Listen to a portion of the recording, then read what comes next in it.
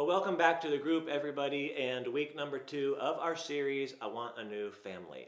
Now, before we jump in, I want to make sure you're aware of 2 events coming up, and if they apply to you, consider signing up and jumping in.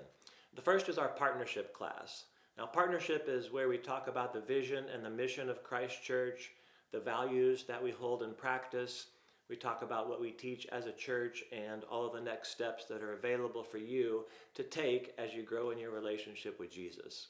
Partnership class is happening on Sunday morning, May the 7th, during our second worship service, which is now 10 a.m. The second thing is child dedication. Child dedication is actually a 2-week event that culminates with the actual dedication service the evening of May 7th. So for more information, to register both of those things, you can go to the app or on the website. Now, let's jump into week number 2 with a little reminder of where we started in week number 1. We laid out a simple foundation that's built on the belief that whether you're a mom or a dad, aunt or an uncle, grandparent, neighbor, someone who works in our kids and student ministries, that the very best contribution we can make to the next generation is to model a love for God. Specifically to have a growing relationship with Jesus. And as we're working on that, then we'll have the very best thing to pass on to them as we do job number 2, which is to lead our family.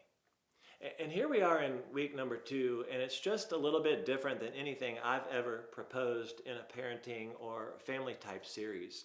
I just felt like we needed some time to think through and to work through the fact that as much as we might love Jesus and want to lead our family, most of us are still carrying around our own family experiences, maybe some of the hurts that we've received in our life, whether they're the result of our choices or maybe someone else's.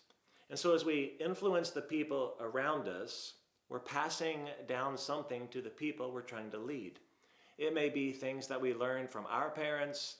It might be passing along experiences from our own life. In other words, we're handing down to the people we're trying to influence a version of ourselves. And honestly, that version sometimes is in need of healing and wholeness. And if we don't notice it or address it or take steps to heal it, it can get transferred to the people around us. Specifically, the question to think about is, what might things be like if I could hand down a healthier or even a healed version of me to the people around me? Now, together as a group, you're going to read this story in the book of John, chapter 5, where Jesus walks into a local pool, picks out one guy who's paralyzed, and heals him. But before any of that takes place, Jesus asks him a super important, challenging, and penetrating question, which is, hey man, do you even want to get well? And there are reasons why we might answer that question differently.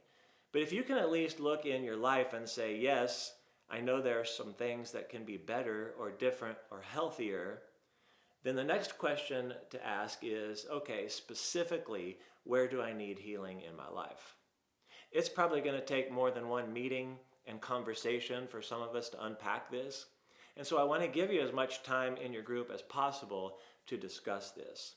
But some of the areas that I simply walked through where healing needs to occur were, number 1, the healing we need first and foremost is from the sickness called sin. And I would say if you've never accepted Jesus or trusted Jesus or placed faith in Jesus as your Lord and Savior, then that's the starting point for sure. Please don't rush to some other area of your life that needs attention without first settling this issue.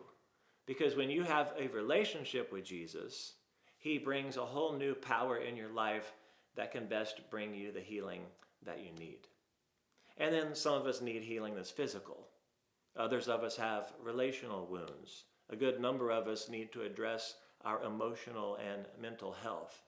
And while you're thinking about all of that, there's an interesting point in the story in which the healed man still has to get up and walk away from where he has been.